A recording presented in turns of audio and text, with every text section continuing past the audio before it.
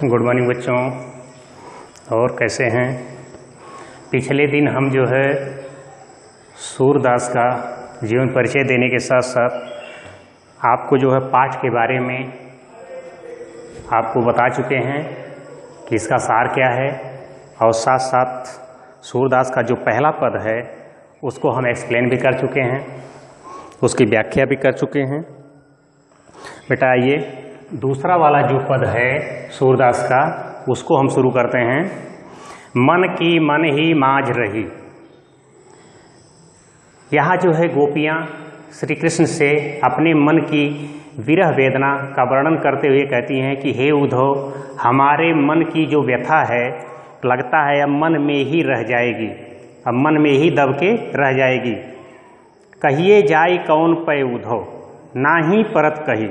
हे उद्धव, अब किसी से नहीं कहते बनता है, आखिर हम कहें भी तो किससे कहें।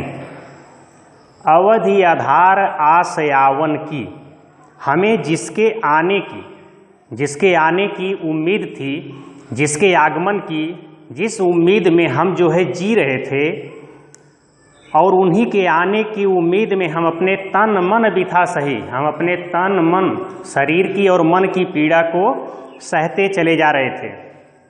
लेकिन अब तो हमें कुछ कहने के लिए बचा ही नहीं।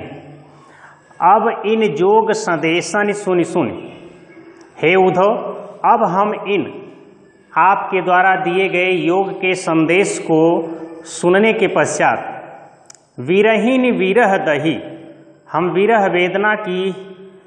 वेदना रूपी जो अग्नि है उसमें और अधिक जलते जा रही हैं।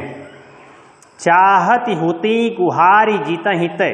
हे उद्धव, हम जहाँ से पुकारना चाह रहे थे, अर्थात अपने दुखों की, अपनी पीड़ा के लिए, अपने दुखों और पीड़ा को बुझाने के लिए, कम करने के लिए, जहाँ से हमें जो है जिसको पुकारना चाहते थे, जिससे हमको उम्मीदें थीं, करें वहाँ से उत तय धार वही, वहाँ से तो हमारी पीड़ा को कम करने को कौन कहे, वहाँ से तो योग का धारा बह रही है। निर्गुण ब्रह्म की उपासना के उपदेश की तो वहाँ से धारा बह रही है। सूरदास अब धीर धर ही क्यों। सूरदास जी कहते हैं कि गोपियाँ कह रही हैं कि हे उद्धव, आखिर हम कैसे धैर्य धारण करें, अपने आप को कैसे समझाएं, मर ज्यादा न लई। जब उन्होंने अर्थात कृष्ण ने अपने प्रेम की मर्यादा का खुद जो है पालन नहीं किया, अर्थात प्रेम की मर्यादा को उन्होंने नहीं निभाया, तो हम कैसे धैर्य धारण करें। आइए तीसरा पद देखिए। हमारे हरिहारिल की लकड़ी। गोपियाँ कह रही हैं कि हे उद्धव, हमारे लिए जो श्री कृष्ण हैं वह तो हारिल की लकड़ी के समान हैं। हमारे लिए जो हमारे प्रभु हैं, हमारे जो आराध्य हैं, हमारे जो इष्ट हैं, वो हारिल की लकड़ी के समान हैं। हारिल पक्षी का यहाँ दृष्टांत इसलिए दिया गया है क्योंकि हारिल पक्षी की एक बहुत ही विशिष्ट विशेषता होती है कि वह अपने पाँव में सहारे के लिए कोई न कोई लकड़ी का टुकड़ा या फिर कोई तिनका हमेशा लिए रहता है। तो गोपियाँ भी अपने आप को हारिल का उदाहरण देते हुए यही बताती हैं कि हम भी उस अपने आराध्य को हमेशा अपने दिल में लिए रहते हैं। यही लाइन जो है दूसरे वाले लाइन में देखिए लिखा हुआ है यही बात। मन क्रम वचन नंद नंदन उर। हे उद्धव, हम तो अपने मन से, चित्त से, क्रम मतलब कर्मों से, वचन वाणी से, मुख से निकलने वाले शब्दों से कह रहे हैं कि चाहे मन से हो, चाहे कर्मों से हो, चाहे वाणी से हो, बातों से हो, हम तो उस नंद बाबा के नंदन को, बेटे को, कृष्ण को उर हृदय में यह दृढ़ कर पकड़ी, हारिल की लकड़ी के समान पूरी दृढ़ता से, पूरी मजबूती से हम जो है पकड़े हुए हैं, अर्थात लिए रहते हैं, धारण किए हुए हैं। जागत सोवत स्वप्न दिवस निश।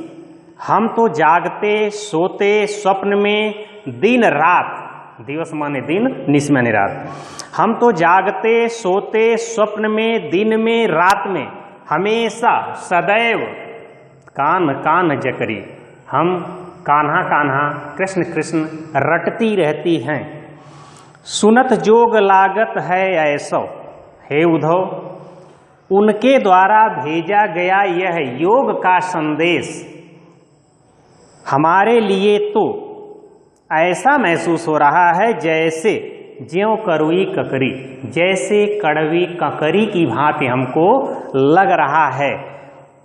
सुतौ व्याधि हमको लय आए, हे उद्धव आप तो यह जो योग रूपी बीमारी हमारे लिए लेके आए हो, जिसको हमने देखी सुनी न करी, जिसको हमने न देखा है न कभी सुना है इसके बारे में और न स्वयं किया ही है अर्थात भोगा ही है।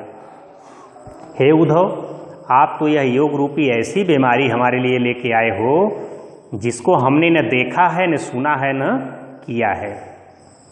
यह तव सूर तीन हिलय सैपो, सूरदास जी कहते हैं कि गोपियां कह रही है हे उद्धव यह तव मतलब इसको अर्थात ज्ञान रूपी इस बीमारी को तीन ही मतलब उनको लय सैपो मतलब उनको ले जाके सौंप दो, उनको ले जाके दे दो जिनके मन चक्री, जिनका मन हमेशा चक्की की भांति गतिमान रहता है अर्थात चंचल रहता है, भटकता रहता है।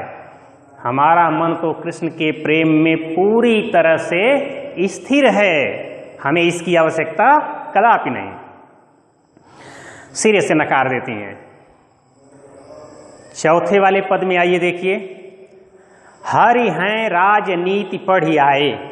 यहाँ गोपियाँ जो है कृष्ण के द्वारा प्रेम की मर्यादा का पालन न करने के पश्चात जब गोपियों की विरह व्यथा बढ़ते जा रही है तो वे जो है उलाहना देने के भाव से, उपालंब के भाव से उनके संदेशवाहक उद्धव से कहती हैं, हे उद्धव अब हम जो है समझ गई हैं कि कृष्ण काफी राजनीति पढ़ लिए हैं। राजनीति का प्रसंग, राजनीति शब्द इसलिए इस्तेमाल किया गया है क्योंकि राजनीति में छल कपट का सहारा ज़्यादा अधिक से अधिक लिया जाता है। तो गोपियों को लग रहा है कि हमारे जो हरि हैं अर्थात जो कृष्ण हैं हमारे साथ उस छल कपट की राजनीति को अपना चुके हैं। समुझी बात कहत मधुकर के, हे उद्धव हम आपकी कही हुई बात को समझ गई हैं, समाचार सब पाए। जब उनके द्वारा जो आप समाचार लाए हैं, आप जो उसको सुना रहे हैं, जो कह गए, अब हम उन बातों को समझ चुकी हैं।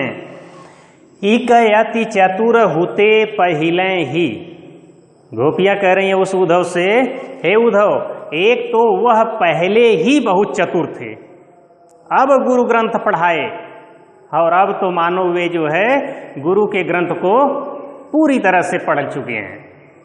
गुरु ग्रंथ जो सिख धर्म का जो पवित्र ग्रंथ होता है, जो गुरु गोविंद के द्वारा लिखा गया है, गुरु ग्रंथ साहिब जिसको कहा जाता है, उसी का यहाँ जो है वो लोग जो है प्रसंग ले आई हैं कि एक तो पहले से ही वह बहुत चतुर थे और अब तो मानो लगता है कि गुरु ग्रंथ को भी उन्होंने जो है पढ़ लिया है। बढ़ी बुद्धि जानी जो उनकी, ये जो बड़ा बड़ा जो ज्ञान दे रहे हैं, यह जो उनकी बुद्धि की बढ़ाई अर्थात उनकी बढ़ी हुई बुद्धि की जो विशेषता यहाँ संदेश के रूप में दिख रही है, हम उनको जान गए हैं कि वे क्या चाहते हैं, वो हमको क्यों योग का संदेश पठवाए हैं, भिजवाए हैं आपके द्वारा। ये चीज़ हम जो है अब जान चुके हैं कि उनकी बुद्धि अब पहले से कुछ ज़्यादा ही जो है तेज तर्रार हो गई है, ज़्यादा ही बढ़ गई है। उद्धव भले लोग आगे के परहित डोलत धाये, हे उद्धव अरे वे तो ऐसे थे कि जो भले लोग, अच्छे लोगों के लिए या कहिए कि लोगों के लिए, लोगों की भलाई के लिए परहित डोलत धाये, सदैव आगे रहते थे अर्थात लोगों की सहायता करने के लिए, लोगों की भलाई के लिए वे हमेशा आगे आगे रहते थे और आज हमारे साथ ही अहित करने की ठान चुके हैं। हे उद्धव अब हम भी प्रण करती हैं, अब अपने मन फेरी पाई हैं कि अब हम लोग भी, हम गोपियां भी अपने मन को फिर से वापस पा लेंगी, अर्थात उस प्रेम के मार्ग का परित्याग कर देंगी। अपने आप को सांत्वना देने की बात कर रही हैं कि अब हम उस मार्ग से अपने आप को हटा लेंगी। अब अपने मन फेर पाई हैं, चलत जू हुते चुराए। हमारा जो वह मन था, जो वह दिल था, जिसको उन्होंने चलते चलते चुराया था, अपना लिया था, जिसके वशीभूत हम हो चुकी हैं, अब हम अपने उस दिल को, उस मन को, उस चित्त को फिर हम वापस पा लेंगी, अर्थात प्रेम के मार्ग से हम अपने आप को कदम खींच लेंगी, पीछे आ जाएंगी, हम पहले जैसी अवस्था में अपने आप को ले आ देंगी। ते क्यों अनीति करे आपुन, कह रहे हैं कि आज वही हमारे साथ जो है, आपुन मतलब हम लोगों के साथ अनीति कर रहा है, आज वही हमारे साथ अन्याय कर रहा है, अनीति कर रहा है। आज वही हम लोगों के, हम गोपियों के साथ अनीति और अन्याय का मार्ग चुना है। जे और अनीति छुड़ाए, जो दूसरों को अन्याय के मार्ग से न्याय पर लाने वाला काम करता था, आज वही हमारे साथ खुद अन्याय कर रहा है। राज धर्म तो यह है सूर, सूरदास जी कहते हैं कि गोपियां कह रही हैं कि हे उद्धव, राज धर्म तो यही होता है जो प्रजा न जाहि सताए, कि प्रजा को सताया न जाए।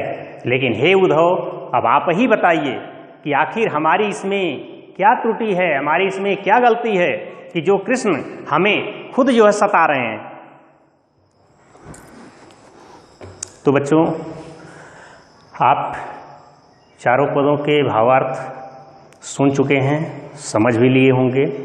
अब प्रश्न अभ्यास से संबंधित जितने भी प्रश्न हैं, इनके उत्तर देने की कोशिश करिएगा। और अगर आपको जहाँ भी असुविधा हो, जहाँ भी कठिनाई होगी, आप निसंकोच हमसे मदद ले सकते हैं। हम आपकी सहायता करने के लिए सदैव तत्पर रहेंगे। आज की क्लास में बस इतना ही बच्चों। अगली जो हमारी क्लास होगी वो आपकी जो पूरक पुस्तिका है, जो कृतिका है, उसका जो पहला पाठ है माता के आंचल, हम उसके बारे में चर्चा करेंगे। अगली क्लास में हम आपसे कृतिका के बारे में, माता के आंचल नामक पाठ के बारे में, जो शिवपूजन सहाय जी का लिखा हुआ है, उसके बारे में हम चर्चा करेंगे। आज के लिए बस इतना ही। धन्यवाद बेटा।